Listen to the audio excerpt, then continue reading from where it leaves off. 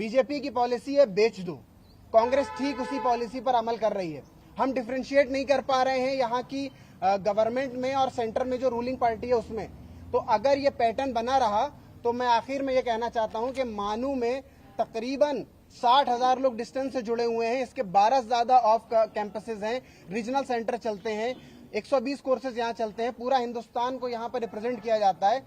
इसके साथ अगर छेड़छाड़ हुई तो पूरे हिंदुस्तान में कांग्रेस की जो इमेज खराब होगी उससे वो उभर नहीं पाएंगे। दूसरी चीज, उर्दू की दुहाई देने वाले, मोहब्बत की दुकान खोलने वाले, अल्पसंख्यकों के रक्षक बताने वाले, खुद को हाथ में संविधान लेकर के न्याय यात्रा निकालने वाले और यहाँ के लोगों से जॉब का वादा करने वाले लोग आज के हथियार रहे हैं एजुकेशनल इंस्टीट्यूशन को, और उनके पास कोई वजह नहीं बची है। तो हम हमेशा से कहते ही आए हैं और कहते रहेंगे कि हमारी नजर में वो सरकार अच्छी है जो इश्यूज पर बात करेगी, कॉमन कॉज पर आकर के बात करेगी, अपोजिशन को कॉन्फिडेंस में लेकर के बात करेगी। और अगर आप इस तरह की हरकतें करेंगे तो सेंट्रल यूनिवर्सिटी से डिसोन करने में हमें जरा देर नहीं लगेगी। बड़े बड़े एजिटेशन जो हैं वो निकले हैं, जेपी आंदोलन हो या कोई सा भी आंदोलन हो, इस तेलंगाना को बनाने में छात्रों का बहुत बड़ा आंदोलन था। तो मानू सेंट्रल यूनिवर्सिटी को आप लाइटली मत लीजिएगा कि रूटीन सर्वे के नाम पे हम डरा देंगे। दूसरी बात, बहुत सारे मेरे टीचर्स ने और कांग्रेस के लोगों ने, एनएसयूआई के लोगों ने मुझसे कहा कि क्या आपको अपने एडमिनिस्ट्रेशन पर भरोसा नहीं है। उन्होंने 1 जनवरी को जवाब दिया है कि 2 महीने का टाइम दीजिए, हम आपको जवाब देंगे। तो मैंने उनसे ये कहा कि वो उनके करने का काम है, वो करेंगे। सड़कें आबाद करना हमारा काम है, सवाल पूछना हमारा काम है, एनालाइज करना हमारा काम है, कंपेयर करना हमारा काम है, क्रिटिसिज्म करना हमारा काम है। ये हम करेंगे, करते रहेंगे। और अभी परसों हमने एक बड़ा प्रोटेस्ट मानू के अंदर किया है। उसके बाद हमारा जो प्लान ऑफ एक्शन है वो ये कि तमाम मेंबर ऑफ पार्लियामेंट को हम मेल लिख रहे हैं, अपोजिशन के लोगों से हम कांटेक्ट कर रहे हैं, और उसकी कड़ी आज ये है कि हम टीआरएस के साथ यहाँ पर खड़े हैं। उसके साथ साथ हमने ये भी कहा है कि आप ये मत समझिएगा हम तेलंगाना महदूद हो जाएंगे, हम दिल्ली में भी आपको घेरेंगे। हम पूरी सेंट्रल यूनिवर्सिटीज की परसों से लेके आज तक एक चेन बना रहे हैं कि आप भी इस पर अपनी आवाज उठाइए, अदरवाइज सेंटर वहां पर इंटरफेयर करेगा तो आपके लिए भी खतरा होगा। तो ये मसला जो है वो समझने का है। ये लड़ाई हमारे वजूद की है, ये मेरी लड़ाई नहीं है। मुझे अपने कैरियर से बढ़ करके इन लड़ाइयों में योगदान देने का रहा है। मुझे कोई मेन स्ट्रीम पॉलिटिक्स में आना हो ना आना हो मैं नहीं कह रहा, लेकिन आज अगर मैं खामोश रह गया तो जो किताबें मैंने पढ़ी थी उनके साथ इनजस्टिस होगा, जो फिक्र मुझे सिखाई गई थी उसके साथ इनजस्टिस होगा। तो मानू एडमिनिस्ट्रेशन 2 महीने में अपना जवाब देगा। उससे पहले मुझे पता चला है कि कल रेवेन्यू डिपार्टमेंट के कुछ लोग और रंगारेड्डी के डिस्ट्रिक्ट जो है वो आए और उन्होंने कहा है कि आप रिटन फॉर्म में जवाब दे दीजिए।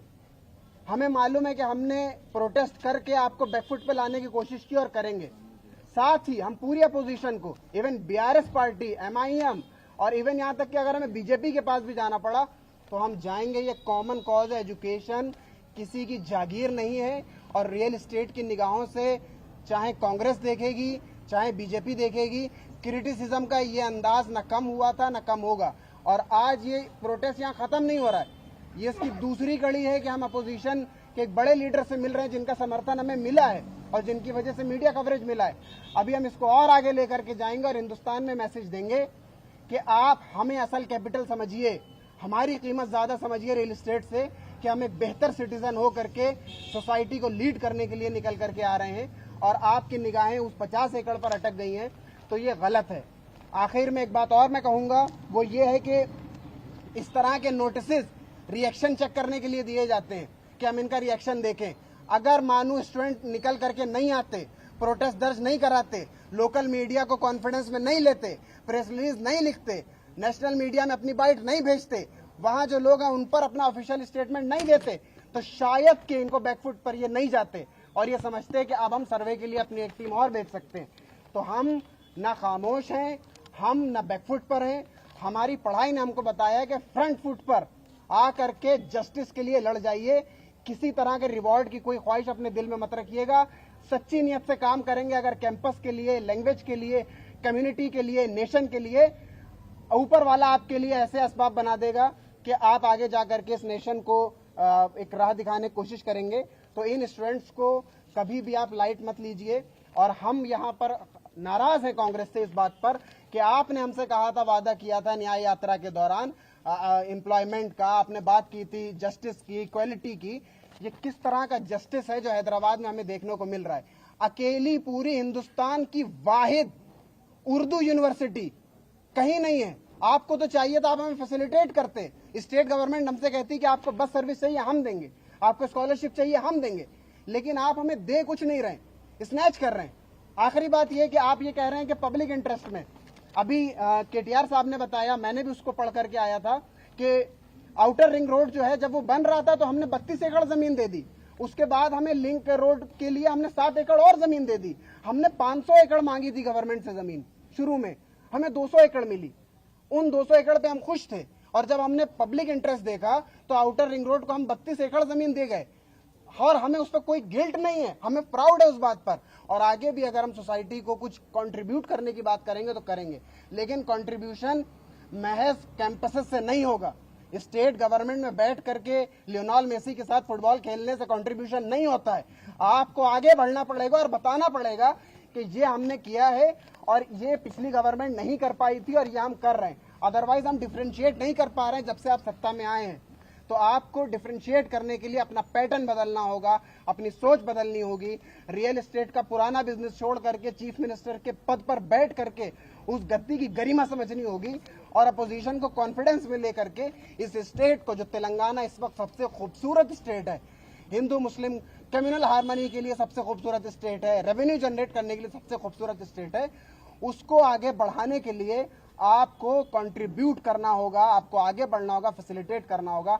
अगर आप स्नैचिंग करेंगे तो शायद के तेलंगाना में भी आपकी चूल्हे हिलेंगी, और पूरे नेशनल लेवल पर ये मानू के student along with Osmania university के साथ, HCU के साथ, इफ्लू के साथ, हम आप सेंटर में भी आपकी ऐसी इमेज कर देंगे कि आप माइनॉरिटीज की बात करते हुए घबराएंगे।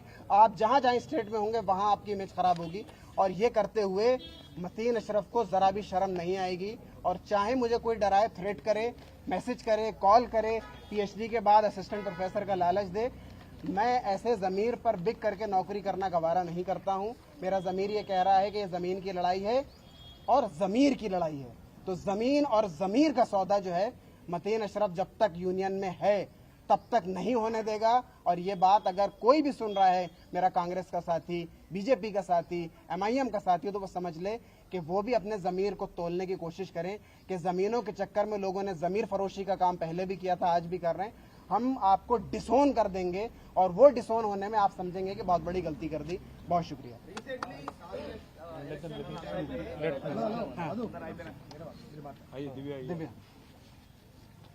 Instead of